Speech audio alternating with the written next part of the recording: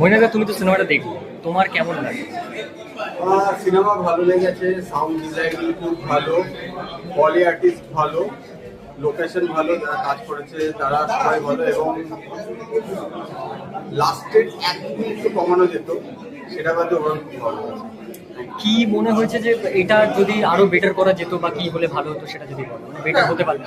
Short film যেটা দেখো, short film মানে অনেকটা অনুগল্পের মতন, তো তো লাস্টের যে ক্লিয়ারেন্সটা, আমার মনে হয় ডক্টরের যে পার্টটা ওটা বাদ দিয়ে যদি তার আগে শেষ করে দিত তাহলে আমার ভালো হতো। মানে আমার পার্সোনাল ওপিনিয়ন যে অনুগল্প অত ডিটেলিং এ বলা দরকার, অডিয়েন্স ভাবুক। হ্যাঁ,